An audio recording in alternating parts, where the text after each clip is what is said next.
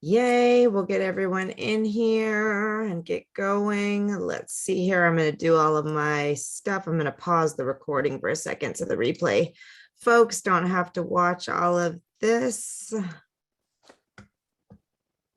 And we'll get started on Facebook so that everyone can join us over there. We're so happy to have you, Michelle, as everyone's popping in. Please let us know who you are, where you're coming from. And we're super excited to be here. I am having a wonderful Mercury in retrograde day. So I've had my computer just completely go bonkers on me, had to somehow manage to delete my entire operating system, not just like restart, reboot, like delete the whole thing. So I had to spend my entire morning learning how to be an Apple tech, to figure out how to, because I turned on my computer and all I saw was a giant question mark. And let me tell you, that is a scary thing to have happen, but I managed to figure it out. So I'm kind of proud of myself, being not a very non-techie person. So yes, Mercury is in retrograde, and yes, it does explain a lot. Pretty much everything technological that could go wrong for me has gone wrong this week. So we are, you know what, it's the perfect webinar to have with Michelle, because if you haven't seen her or heard her speak yet, very calming presence, very just woo is in the house. Pressure there, Alexa. So that is so much fun. Okay, I think we are live on Facebook now, and oh my goodness, I am just trying to settle down, calm down, and kick this off in a great way. Let's get the record. I told you. I told you, Michelle. Okay, well, guess what? This is a very exciting day. We are here with Michelle Vandepas of Grace Point Publishing. I am so pleased to let everybody know they are our platinum sponsor for the Women in Publishing Summit. We are so grateful to you guys for supporting us in this way. The sponsors really allow us to make this a conference that is just superb. So thank you very much for all of your support with that. So today we are talking about finding your ideal reader, but I just want to tell you all a little bit about Grace Point Publishing very quickly before we get into it, and let you all know that this is the official kickoff, our official kickoff webinar. Even though the live conference begins in March, this is our, hey, it's coming, hey, we're starting our webinar series to lead into the conference, and we're just really excited to get it going. And it seems like it's a long way away, but let me tell you, March is going to be here so fast, we don't even know.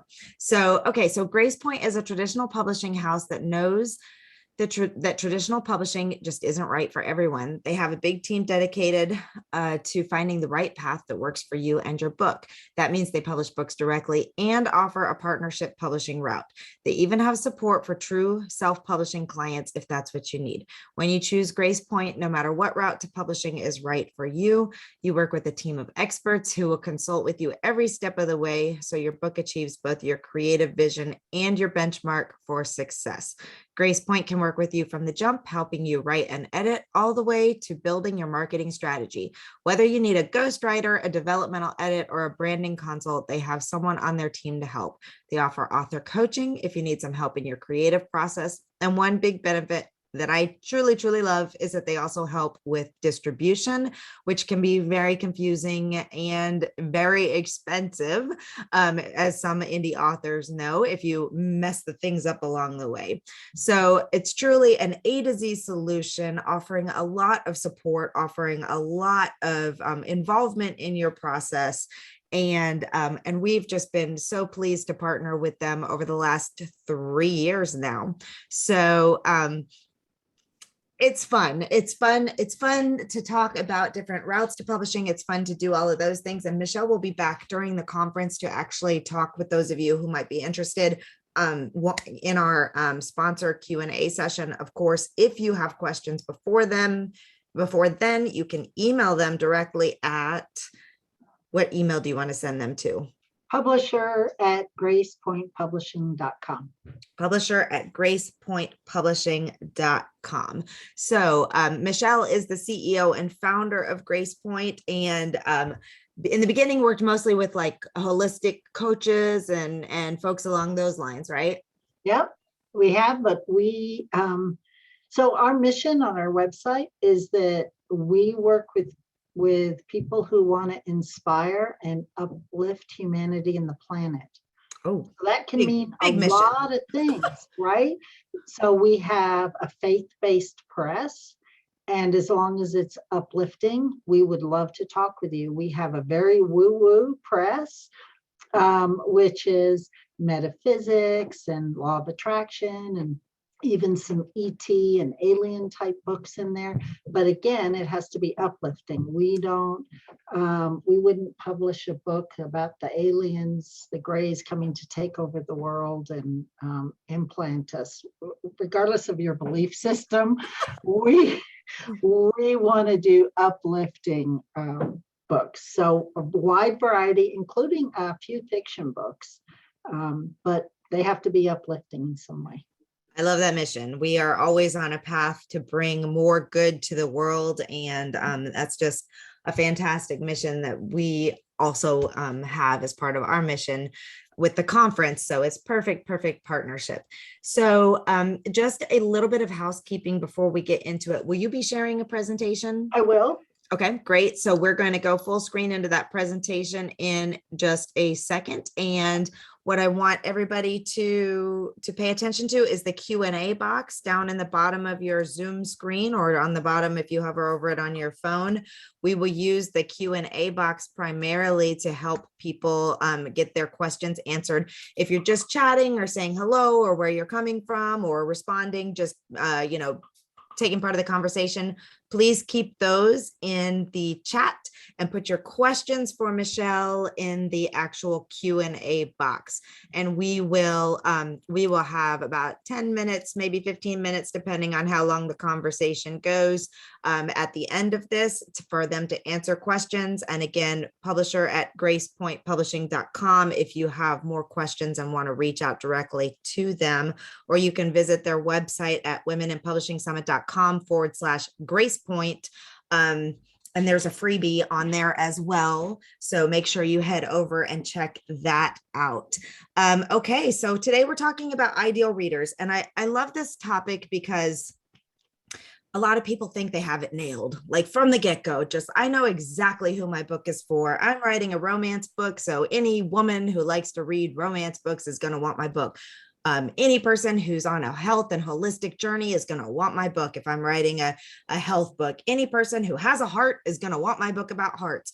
But the truth is, it's much more than that. It's much more getting into the weeds of the exact person, the exact kind of community, the exact kind of audience, because the fact is, not everybody who has a heart wants to read a book about heart health. Not everybody who is interested in holistic healing wants your particular holistic healing book. And romance and fiction genres, my goodness, there are just norms of the genres that people expect and certain pipelines of those. So it is important to spend some time thinking about that right person. And that right person, I like to boil it down to a person, because then when I'm writing my emails, then when I'm writing my social media marketing, when I'm talking on podcasts, when I'm getting out in front of the world, I can be very clear about the type of person who really wants my book. It makes marketing easier. It makes getting people to your book easier.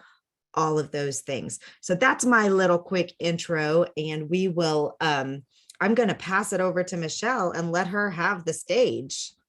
Thank you. What a great beginning to kick off this whole summit. So I've seen everyone say hi. Hi, Meg. Hi, Toby. Hi, lots of other people I know here. And I see some people from Colorado as well. I'm in Colorado Springs. And so I'm happy to be talking to you from here. Recently moved into my office, so my background is kind of nutso. That's why I've got this crazy Zoom background here. So, but it's so great to be with you all here. So what we're going to do today is I'm going to talk a little bit about some brass tacks, and then we're going to go into the more woo side and do a meditation with you to help you really connect in with your ideal reader, your future reader, and how to really know who that is. So I'm going to share my screen with you. And I'm not going to look at the Q&A until the end so I don't get too distracted here. Perfect. We will wait for questions till it's the appropriate time then. So just pop those in the Q&A box and we will get to them. Yeah, so I'm going to just scroll through the beginning of these since Alexa talked about this. We are a sponsor of Women in Publishing and proud to be a sponsor. And the reason that we're qualified is Karen Curry Parker and I co-founded Grace Point Publishing. So this is a women-owned business, and we do have men and people who identify as I'm not sure how to say it now that I'm in the middle of that sentence, identify in all ways on our team, but we are co-founded by women. All right. So we're going to talk today about connecting with your reader, and how can you connect with a reader when you haven't even written your book yet? And that's the point today. And if you're on this seminar, I am presuming that you either have written a book or you're thinking about writing a book, and you know your content. You know that you're going to write a book about heart health. You know that you're going to write a book about yoga. And let's take yoga example. You have a unique take on yoga. You want to talk about how yoga is for the masses, and you can do yoga anywhere. I'm making this up as we go. And you're thinking that your book is going to be for anybody, anywhere, because everybody can use yoga. But the truth is, not everybody cares. And so how are you going to connect with the people who do care? How can you connect with those people now? And so today we're going to go through for about the next 30 minutes or so how to connect with this perfect reader when your book doesn't even exist yet, so that you can get really clear about your back cover. You can get really clear about your marketing, but also so that you are writing the book for the person that wants to read the book. You have some great knowledge in your head. You are inspired to share this knowledge. And your future reader has a need for something. And so maybe your future reader has a need for feeling better in their body, and you have this knowledge for how to bring that to them via yoga. And what we're looking for is, where do those two things intersect, right?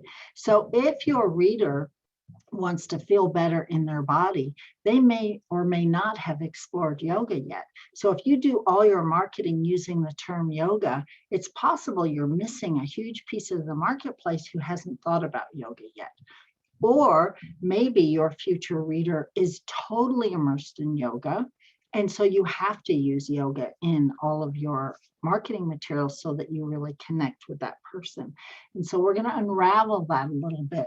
How do you know exactly who you're writing to and who you're marketing to? We want to talk about what resonates with you first, because this is your project. It's coming out of your heart. Like I like to say, it's been inspired. It's coming in. It's inspired through you. It's come into your heart, and you have a mission to share this with the world. And so it's going to come out through your arms, right? Through writing out into the world. So we're bringing it in and out. So it starts with you. I know a lot of marketing people say, start with your reader, start with your buyer in mind. Whenever we're talking about marketing, everyone always says, well, you got to give them what they want. Start with your marketing. And really what I'm saying is, it starts with you, because this is your mission. This is your purpose. This is what you are called here to do in the world. And so start with you, because you have to stay passionate about your product. So the first thing, very pragmatically, what I like to do is go look at other books that are out there in the marketplace. Go to Amazon, go to Barnes and Noble, and go see what keywords are being used. You want to look and see if there's a book about yoga and it's to the masses. Are they talking about being more flexible? Are they talking about being heart-centered? Are they talking about yoga and using yoga words, right? What are all the keywords that are used? And so if you go to Amazon, for instance, and you just type in beginning yoga into the search box, and then really go read the descriptions, look at the titles, and think about keywords. Think about what is it that people are responding to, and what is it that's current in the marketplace right now in terms of buzzwords, right? Because you want to capitalize on that. What I notice is that fads come and go, but there are some things that are always going to be consistent. Everybody wants more love, more money, more healing, more freedom in their lives, right? But if you write a book about freedom, or you write a book about healing that's too general, and you're going to end up being this tiny fish in this huge pond of a billion books. And what I want you to be is a big fish in a smaller pond, so that your book really stands out in a smaller pond. So the more we can drill down and get very specific keywords that are relevant to your book, the more your future readers are really going to understand that this book is for them. You're also going to look at what categories and genres other titles are listed in, because there's so many categories out there, and Amazon's the place I always look. You want to see so is there a category called heart health? I don't know if there is. There's lots of yoga categories, there's lots of health categories, but is there another category that your book might actually fit into, which might be more around traveling as a senior, and maybe doing yoga when you're traveling might help you be more flexible and fit to go traveling, right? So you're always looking outside of the box and what's going to work outside of the box. And how is your book different from the other titles out there? What is it that you're going to bring to the marketplace that's different from something else out there? Because if you're able to find that place where you love what you're teaching and you know what your future reader needs, how are you going to bridge that gap? And hopefully it's going to be in the place that's different, that you're bringing something different, right? So I love to look at author websites, and you want to look at who is doing something really great and who is doing something not so great, right? So choose your favorite authors. Big authors might be a big fiction author, might be, Brene Brown, whoever it might be, and look at their websites. And again, see what keywords they're using. Notice how they're phrasing their mission statement or their back cover blurb or their book synopsis, and how are they marketing it. And look at the authors that are pertinent to your future book. What are they doing well? What are they not doing well? And I really recommend taking a little bit of time on this. I mean, it doesn't have to be weeks or anything, but go look at a few websites and take a few hours or a few days to research this, because it can be the difference between your book really hitting it out of the park or just doing okay. Because we want to find out what's really working well for other authors so that you're showing up, and is it what your reader needs? So if I go read a Brene Brown book, would I read your book, right? In Amazon language, that's called all the also reads, right? People who read this also read that, and you want to show up on those lists. So if the more you can think about those things now, the easier it will be to hit a home run later. And so look and see what other people are doing. Look and see what keywords they're using. Look and see what the book synopsis are for other authors and other top selling books in your genre. And then get really creative about what genre you're writing in, and especially if you're in fiction, you have to stick to the genre, right? So get creative in the research, not necessarily. If you're writing to genre, you have to write to genre, but get creative in your research so you can think outside of the box. Instead of just saying, oh yeah, my book is for everybody. Everyone should read my book. That may be true, but everybody won't. So how can you be that really big fish in a small pond? And are you ready? Like, do you have the synopsis that you know exactly what you are writing?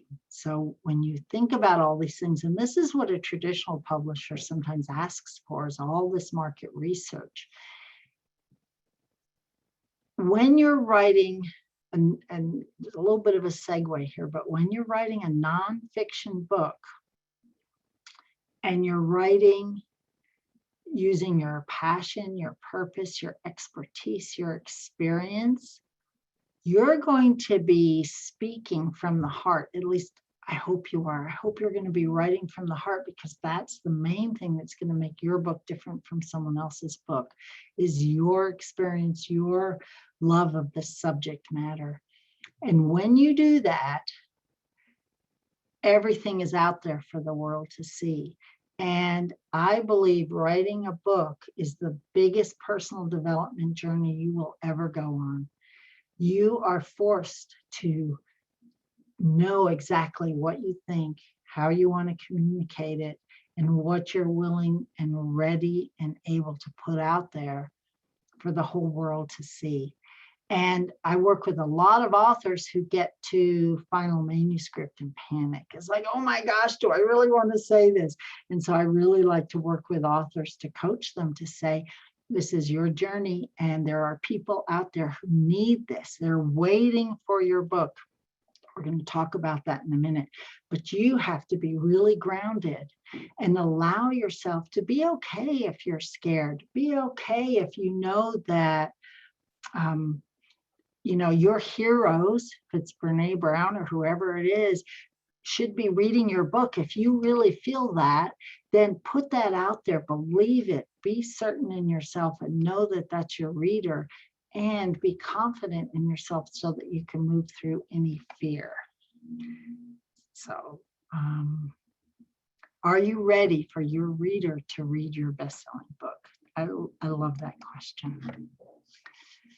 All right, so we're going to go into a little bit of a kind of a meditation right now. So if you have a pen and paper, please grab your pen and paper.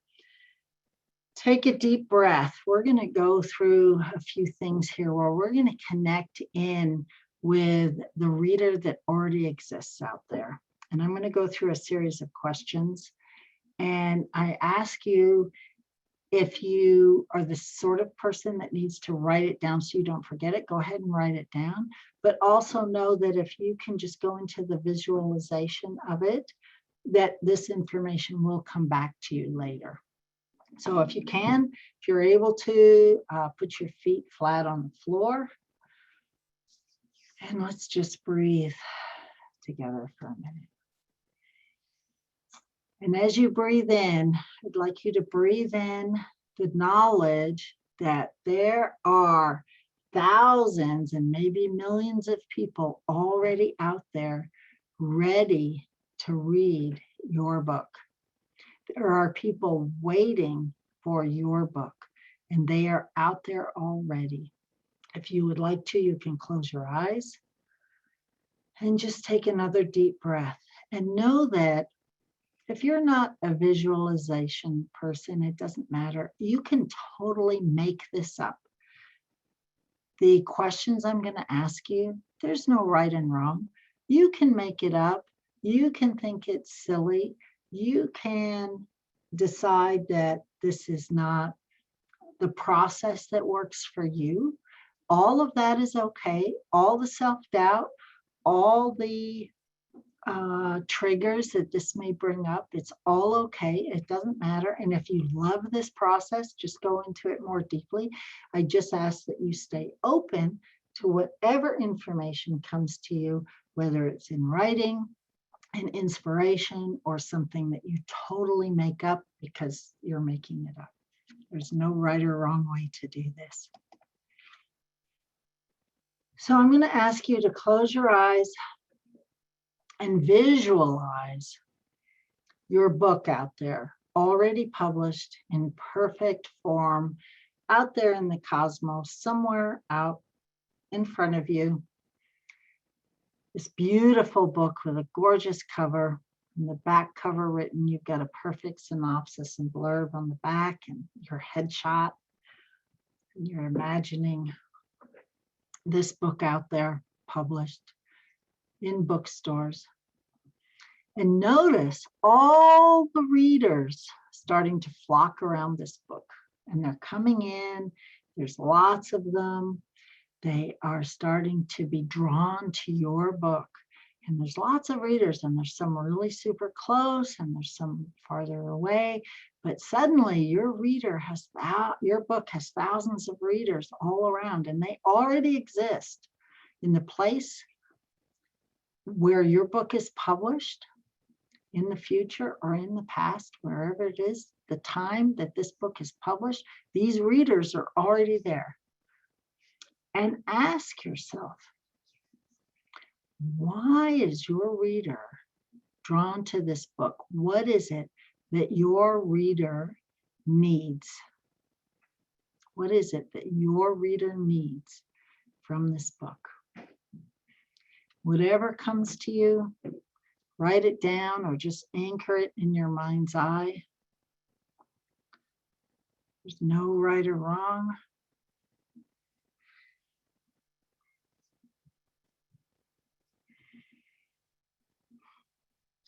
Just ask them, what do they need? And notice all these readers out there and see if one just steps forward. If one reader steps forward and is willing to answer these questions for you.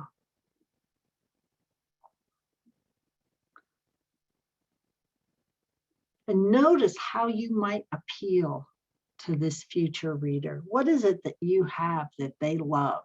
Is it your energy? Is it your writing style? Is it your knowledge, your inspiration, your experience, your creativity, your imagination? What is it that you have that your future reader loves? How do you appeal to them?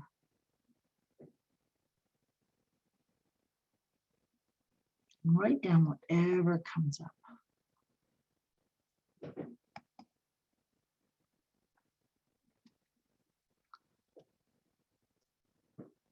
And what excites your reader?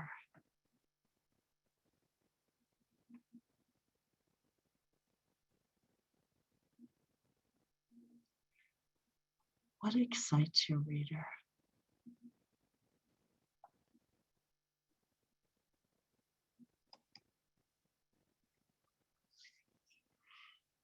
And notice that all of your readers have the same threads of interest that go through.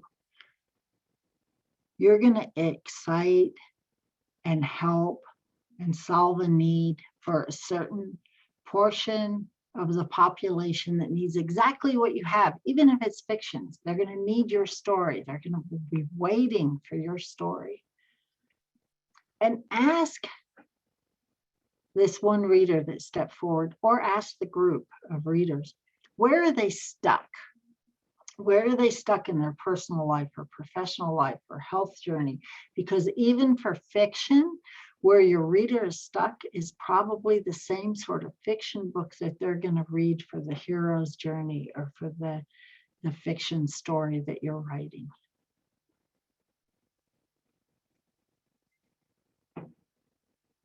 And it's a place to experiment with your reader. So if your reader may be stuck because they want to lose weight or because they're looking for romance and you write romance novels, you can go outside of that. However, it's a place to start. Where is your perfect reader stuck? Do they want more flexibility? Are they interested in learning how to eat keto? Do they want a freedom lifestyle, the laptop lifestyle, as they say?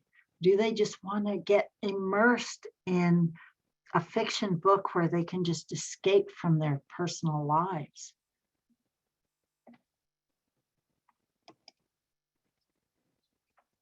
And what pain does your reader feel?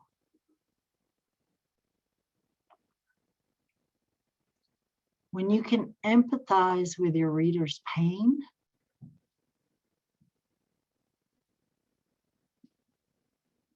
you get closer to their hearts and can connect through your writing, through your heart and their heart. When we can connect to other people, not only because of their pain, but through their pain, we can connect intimately very quickly, right? It's always helpful when other people understand. So my mother is in the very, very last stages of dementia. And when I say that to people, there's a certain population that gets it right away, right? They know exactly what I mean by that. And we can connect through my pain. We can connect instantly. So whatever your pain is might also be your reader's pain. And I know Alexa's talked a lot about that in the past as well, right? Whatever pain you have might also be your reader's pain.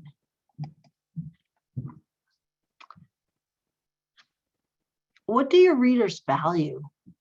This is good for both nonfiction and fiction. They money motivated, freedom motivated, humanity motivated, planet.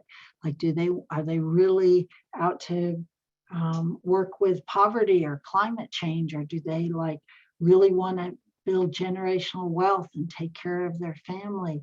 Do they want to grow organic food? Are they interested in traveling the world? Do they want really deep romantic relationships? What do you value? This always comes back to you first. What do you value? What do your readers value? Write down whatever comes up.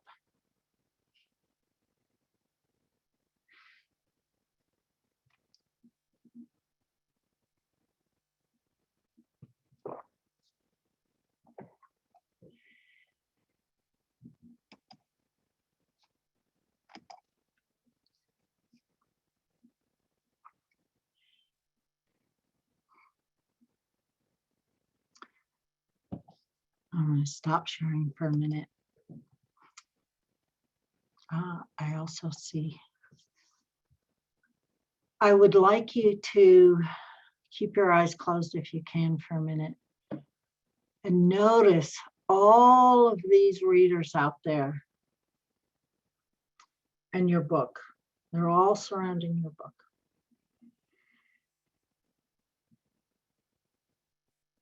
And bring your book in closer to your field. If you haven't already, bring it in close, and just make it up. If you're not a good visualization person, it doesn't matter. Just pretend. Bring it in close to you, bring it into your heart, and then welcome all your readers to come into your field. And notice that as you bring them in, there's more. There's more wanting to come and more wanting to come and more wanting to come, and just let them all come in. And breathe that in and know that they are all there waiting for your book.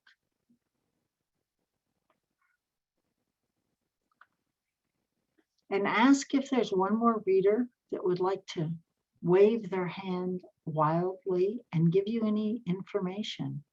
Is there any question we've not asked or any information they would like to give you? And anything that pops into your head, accept it. Write it down if you want.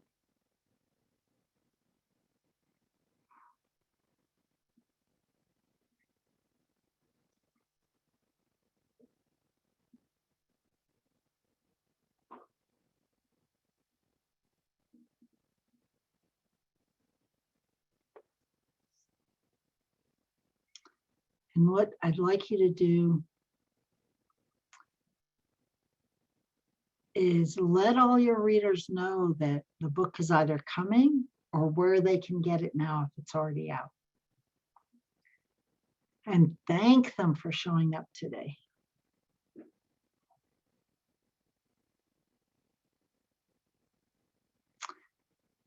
And I'd like you to, we're going to do a little trigger here. So what we're going to do is create a safe space in your body so that you can come back to the energy of your reader anytime you want to. So either just tap the palm of your hand or tap your heart and just anchor in your future reader so that you can come back and connect with your future reader at any time just by tapping. So if you tap on your hand in the future, you'll just instantly go back there. You'll get the information you need. Or if you tap on your heart in the future, you'll be able to ask a question, and just tap into that reader and ask the question. You'll be right there. And write down, we're going to take about just a few 30 seconds or so. Write down anything else you need to write down, and then we'll go to the next part.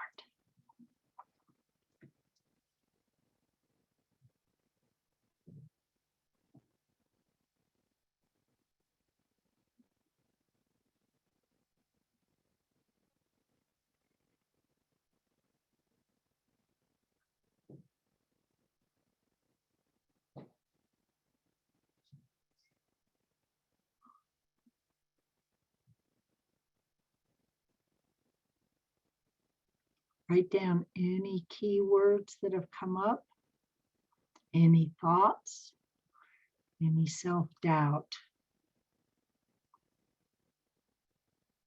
any wildly crazy, wonderful ideas like you're going to make it to New York Times bestseller.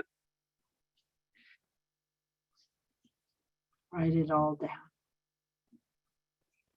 When you're ready, take a deep breath, anchor again, open your eyes, come out. And I notice I am named Mark. I don't know if I can change my name. You guys know I'm Michelle, right? All right, I'm just going to see what comments there are. Projects tends to shift sometimes. Yeah, so I'm just going to address that, and then I'm going to talk about the next part of this.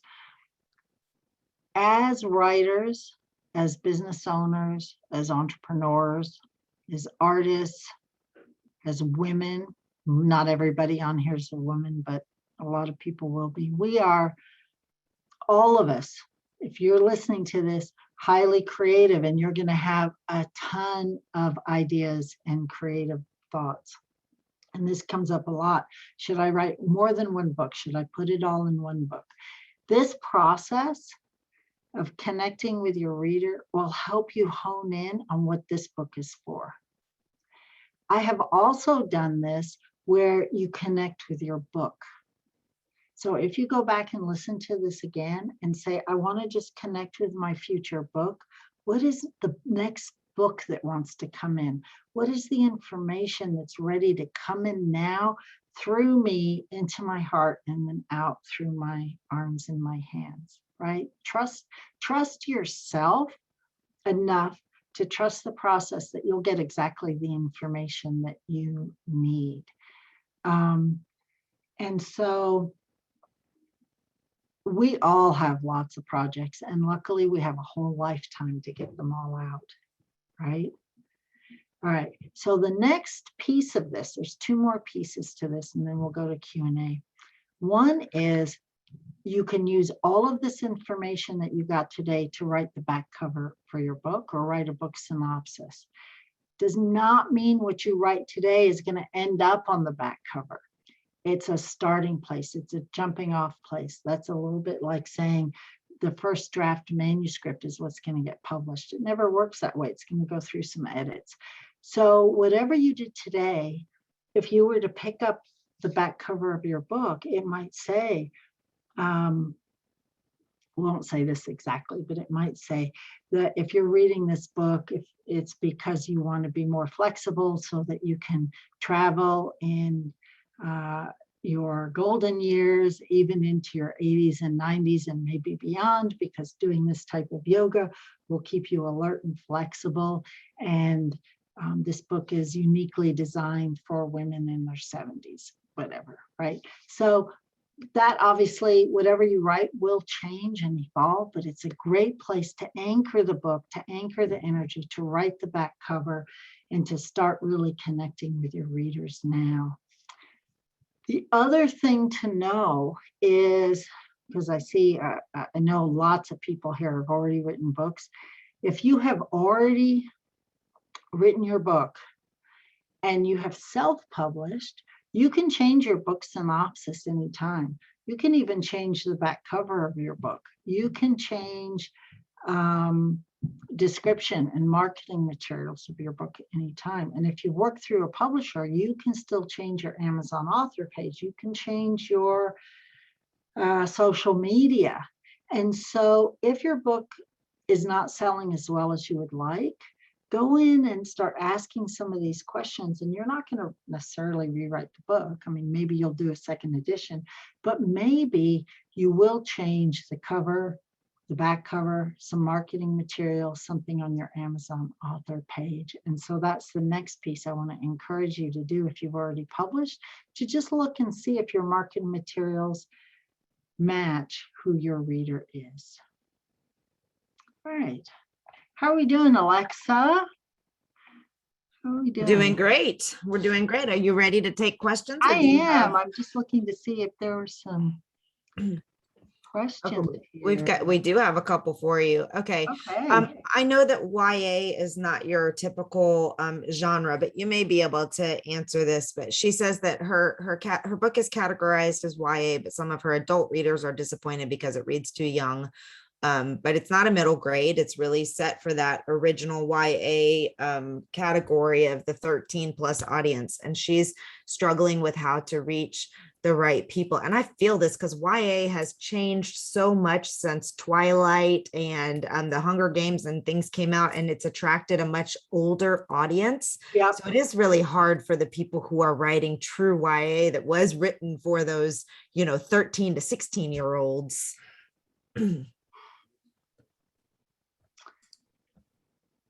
So don't ask me the question.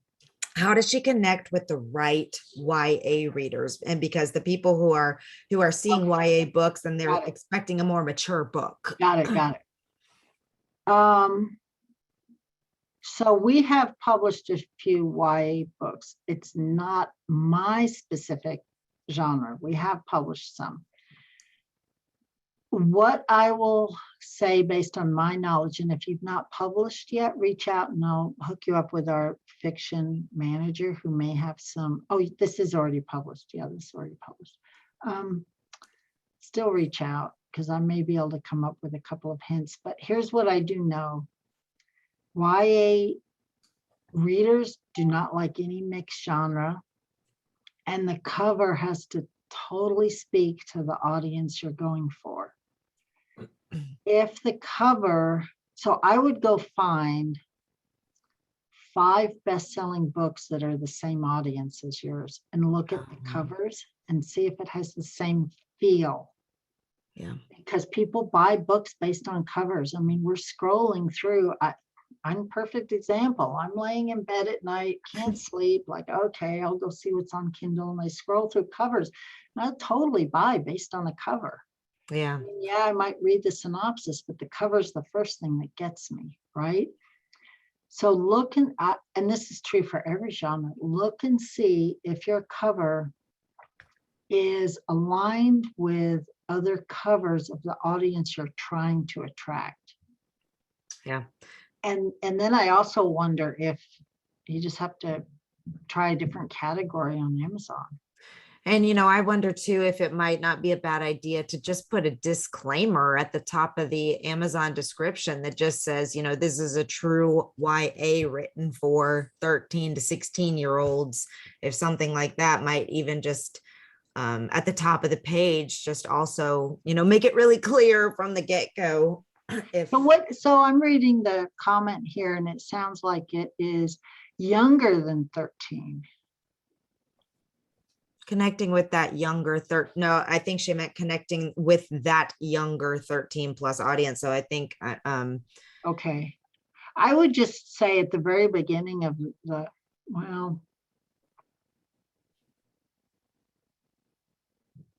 you want to be careful because the beginning of the blurb needs to really catch people's attention. Yeah, that's true. But somewhere in the blurb, I would just put in parentheses for ages X to X, maybe try that.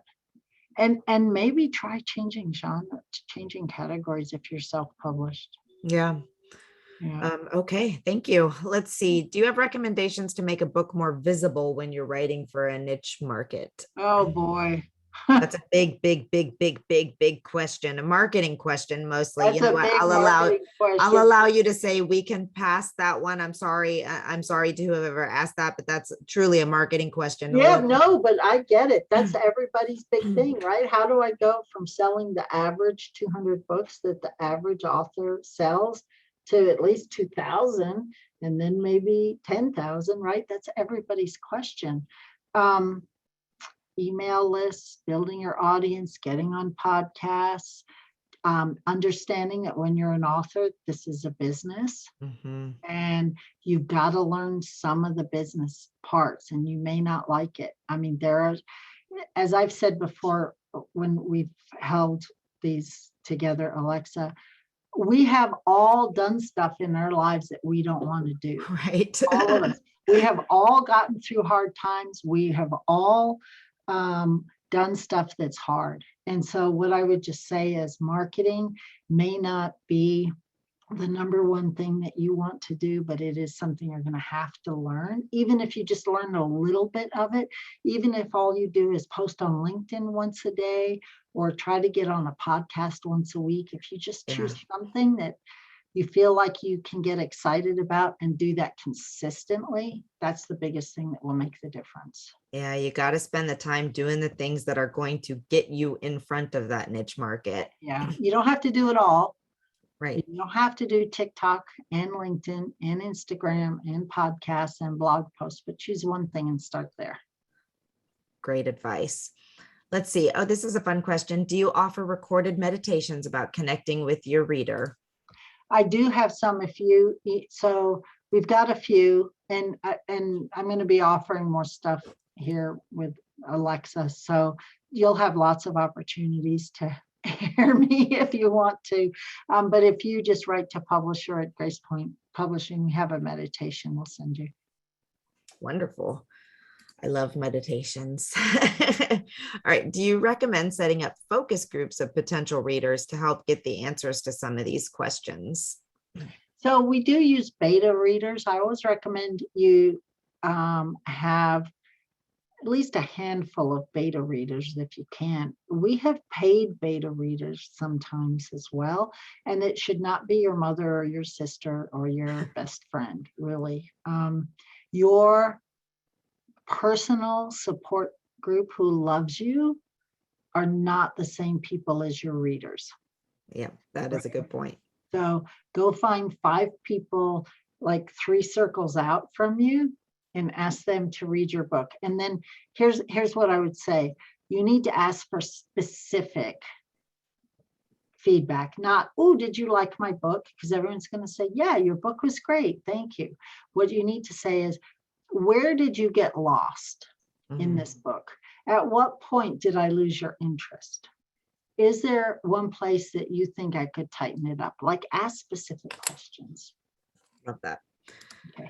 Okay. Most ideal reader sessions use examples like health, yoga, and how-to books. What if you're writing a literary memoir and literary fiction? What kinds of wants, values, pains would be typical? That is a great question, Gretchen. Yeah, so I'm not a fiction writer. We do have fiction writing experts on staff, but I'll say this. I would say whatever your personal values are, probably, I mean, in your imagination. So we can all go elsewhere in our imagination. Like you can write murder mysteries and not be a murderer, right? So I'm always careful when I talk about fiction, because part of the beauty of fiction and the magic of fiction is we go into these really creative places. But there's going to be usually some place where there's a common value.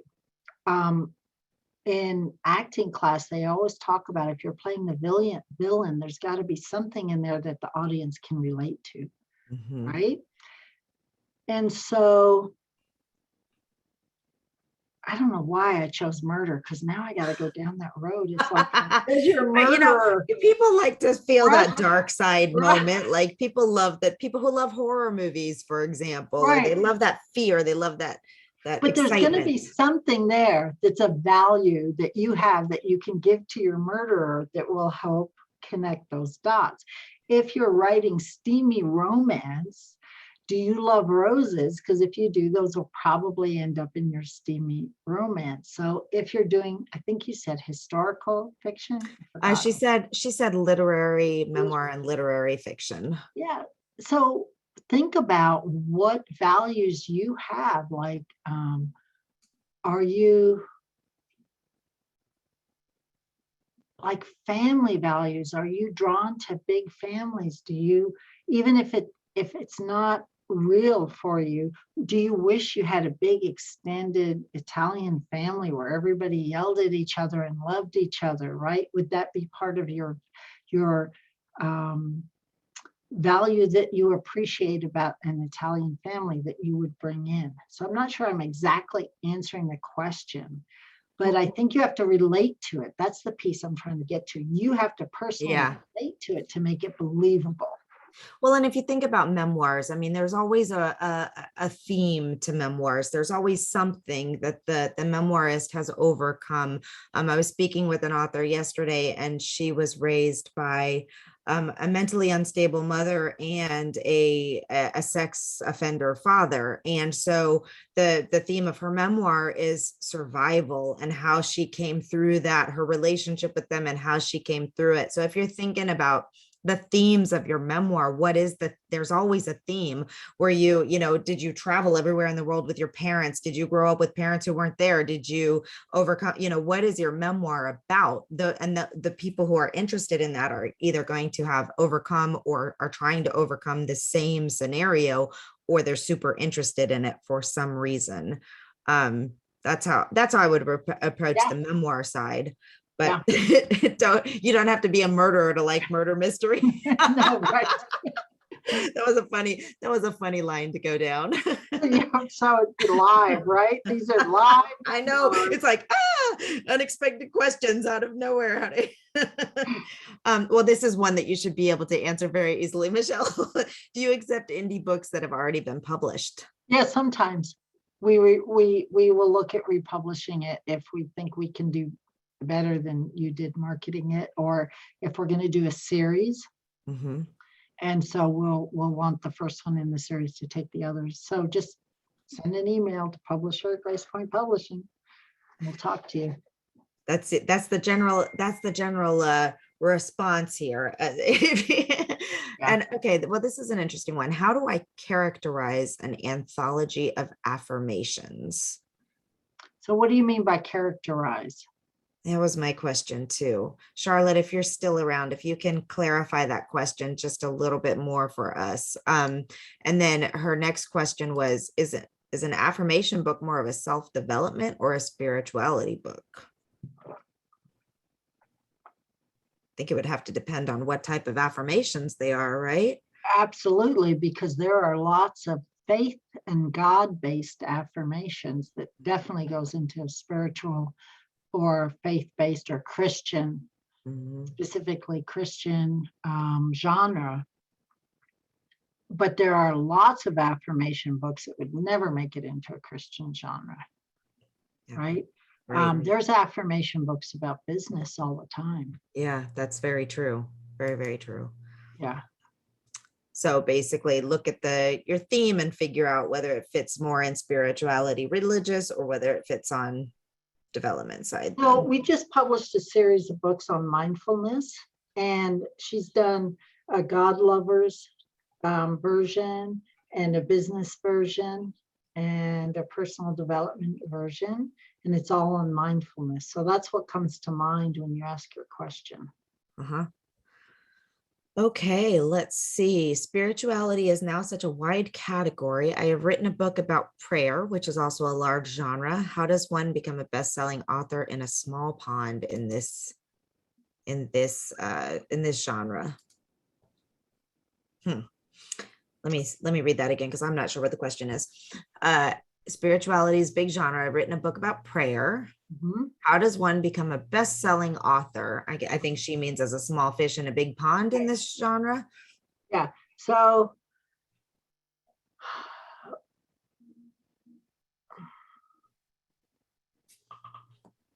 I would ask if this is prayer for everyone, or if this is Christian, or if this is Muslim, or, if it's faith-based, or if it's prayer for the lay person.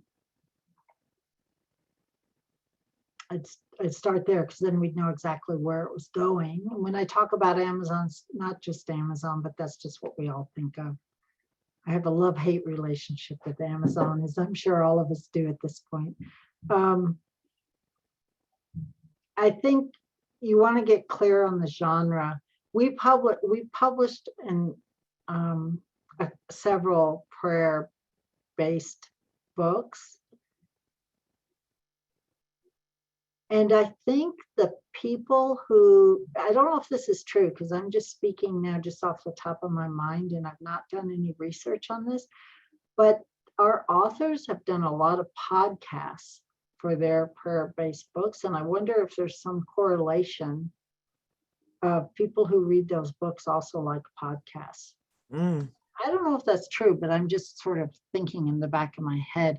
It's also that we have one author who's a preacher, and so he talks, and so maybe it's just that he likes to be on podcasts, and that's worked well for him. Again, I think it's marketing. I think you can totally sell a lot of books. I think I think everybody can benefit from more prayer, no matter where you come down in the belief system. Doesn't matter. It's like, it's been a rough year and it's been a rough decade. So whatever tool can help us. Yvonne clarified on the question about the prayer category. She said it's Christian faith-based. Yeah, so that's easy. That's a specific genre. I mean, it's not easy to become best-selling and be well-known, but you have a very specific genre, a very specific place to go. I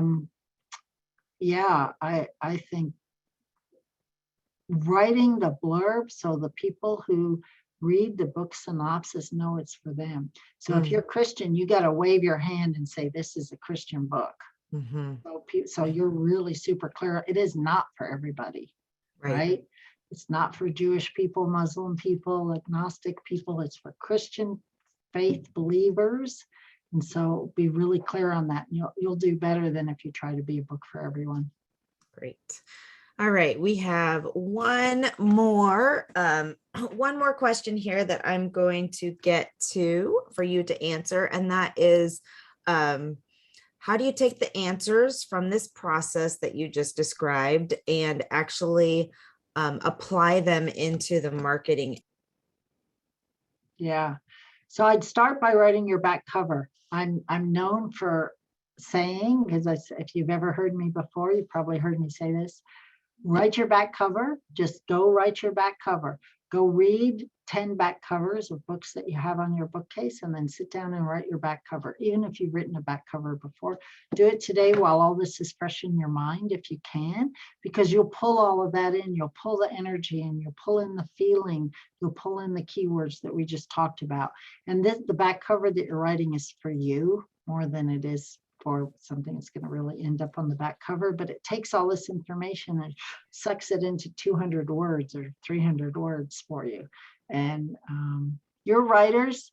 And if you're not writer, you want to be a writer because you're on this webinar. So I believe that you can do it. So go write 300 words. Absolutely. I'm sorry for some of the questions that we couldn't get to today. Some of them weren't super relevant to the topic, but I just want to remind everyone, I just dropped the link to the conference. Tickets are available now, and throughout the conference, we will be bringing you, well, Michelle and I have some exciting things that we'll be doing between now and before the conference starts. So we're excited about a challenge that will be happening in February. So look for more information on that. Grab your tickets while they're on early bird, and we will be covering all of these questions, way deep into marketing, way deep into publishing, where to put your keywords, all those kinds of, like, the publishing stuff we will get into throughout the conference, I am sure, through one of our workshops or another. We have about 40 workshops, so it's going to be a ton of hands-in, digging in specific topics about writing, editing, marketing, publishing, which route to go, which type of publisher to work with, or to self-publish or not, the business of being an author, all the things that you could possibly have questions on. We've got someone coming in to talk about it. And thank you, Michelle, again, for being such a wonderful partner to us and to this conference. And we just appreciate you all so much and love what you're doing. Yeah, you And got several people asking when early bird pricing ends. that's a good question. I haven't determined the date yet. We usually run it at least through the end of the year. The advantage of getting in buy your ticket today. Get them so that you don't have to worry about it. The advantage of getting the early bird is that we've already started our networking coffee chats. And for those who attended the conference last year, that was like the biggest, like, everybody loved these like sessions that we all just hopped in Zoom together and chatted and discussed things and worked on different things. And we've started those early this year. So that's a big driving factor for getting in. And it helps us plan better when we know how many people are coming and all of that kind of stuff. And we can collect more data ahead of time. So if we need to do some tweaks on presentations and all that kind of stuff, we can as well. But we are super excited. It starts March 2nd. So that will be here so soon. And we are just grateful for all of you attending today, grateful for Grace Point Publishing, and thank you. Have a great, wonderful day. Thank you, everyone. Thank you, Alexa. Bye. Bye.